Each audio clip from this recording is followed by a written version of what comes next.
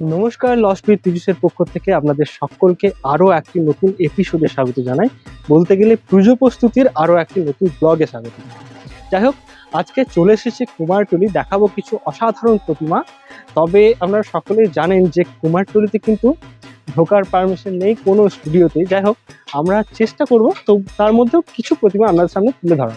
যাই হোক, প্রথমেই যেই জায়গাটায় আমরা চলে এলাম সেটা কিন্তু মোহনবাসী রুদ্রপাল কুমারটুলির একটা অন্যতম প্রাচীন এবং সুবিখ্যাত শিল্পালয় বলা যায়। তো এখানের কিছু প্রতিমা দেখে নেওয়া যাক, চলুন।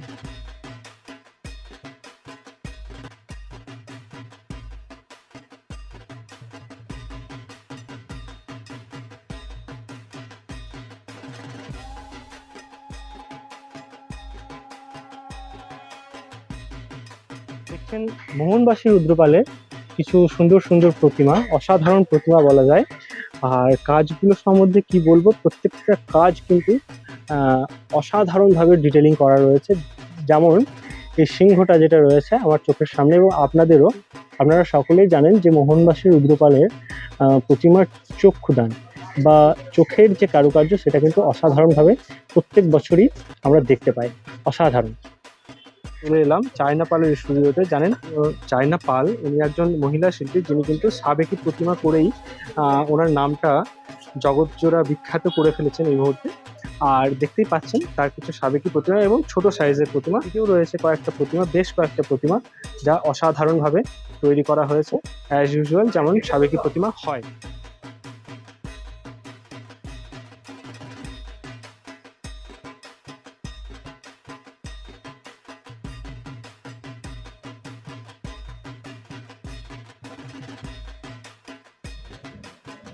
দিদি এই বছর প্রতিমা একটু কম লাগছে, এখনো পর্যন্ত ফাঁকা ফাঁকা। মোটামুটি কতগুলো আছে?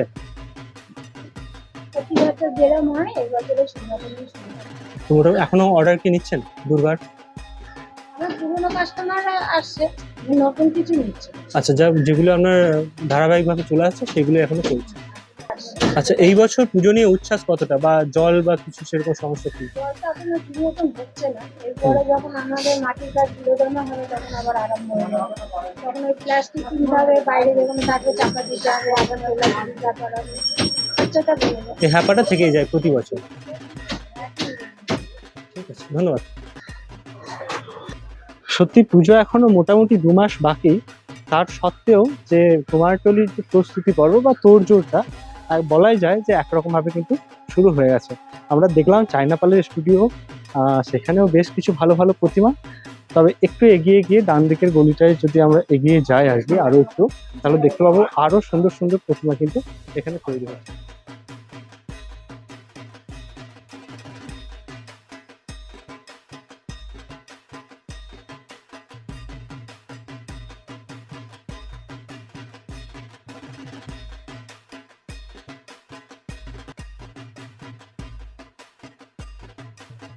বলাই যায় যে এই জায়গার যে অ্যাম্বিয়েন্স সেটা কিন্তু অসাধারণ। তবে এই যে শিল্পালয়ে আমরা রয়েছি তার নাম কিন্তু আমি এখনো জানি না। তবে এখানে এক দাদা শিল্পী কাজ করছেন। দাদা, পুজো তো মোটামুটি এখনো 2 মাস দেরি, তো তোড়জোড় যা দেখতে পাচ্ছি তাতে অনেকখানি কিন্তু এগিয়ে গেছে, বা বলা যায় যে প্রতিমাও প্রচুর হয়ে গেছে আপনাদের এখানে। তো আপনার নামটা বলবেন এবং আপনার এই শিল্পালয়টা সেটার কি নাম? মুরারিমোহন পাল। একটা একটা করে স্টুডিওতে আমরা ঢোকার চেষ্টা করছি, দেখি আরো কিছু অসাধারণ প্রতিমা যদি আপনাদের দেখাতে পারি। তো দেখতে পাচ্ছেন ঠিক ডান দিকে একটা সাবেকি প্রতিমা, অসাধারণ তার রূপ। আর এখানে কিন্তু মনোযোগ সহকারে শিল্পী নিজের কাজ করে চলেছেন, অসাধারণ।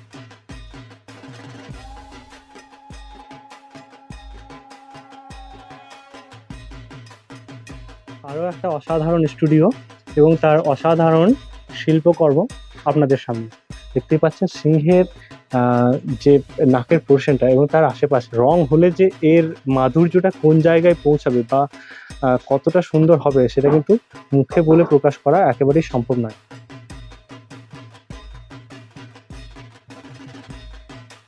তার পাশেই বলতে গেলে একেবারে ডান দিকে আরো একটা বড় স্টুডিও, এবং সব প্রতিমাগুলোই কিন্তু মোটামুটি বড়। দেখুন কত সুন্দরভাবে মায়ের কাজটা কিন্তু বা মায়ের মুখের কাজটা কিন্তু ফোটানো হয়েছে। আরো একটা সুন্দর স্টুডিও, শিল্পী তারক পাল। অন্যান্য স্টুডিওতে যেরকম ভাবে দেখলাম যতটুকু বা ফাঁকা জায়গা রয়েছে, এখানে কিন্তু সেইটুকু জায়গাও নেই। শিল্পী সুনয়ন পাল আর তার স্টুডিওতে বেশ কিছু বড় প্রতিমা রয়েছে, যেগুলো দেখতে কিন্তু খুবই সুন্দর লাগছে। আর এখানে সিংহটা কিন্তু একেবারে ভয়ঙ্কর। দেখতেই পাচ্ছেন চোখের ভাঁজ কিরকম ভাবে তৈরি করা হয়েছে। রং হলে আশা করি আরো অনেক বেশি সুন্দর এবং ভয়ঙ্কর লাগবে।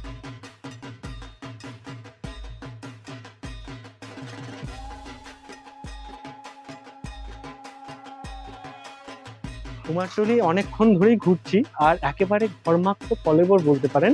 আর দেখছি অসাধারণ সব প্রতিমা, মনেই হচ্ছে না যে পুজো এখনো 2 মাস দেরি।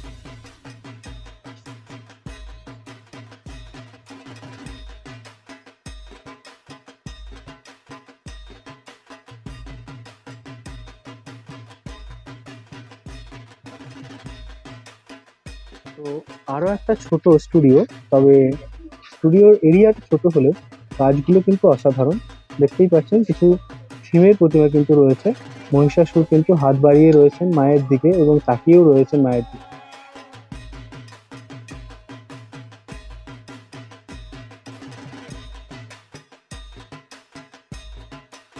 তাহলে ঘুরতে ঘুরতে কিন্তু অনেকটা সময়ই অতিক্রান্ত করে ফেললাম এই কুমারটুলিতে। তবে এই কুমারটুলি ব্লগ আপনাদের কেমন লাগলো অতি অবশ্যই লিখে জানান। আজকের মতো এতটুকুই, দেখা হচ্ছে নেক্সট এপিসোডে। ততক্ষণের জন্য টাটা, ভালো থাকবেন সকলে, ধন্যবাদ।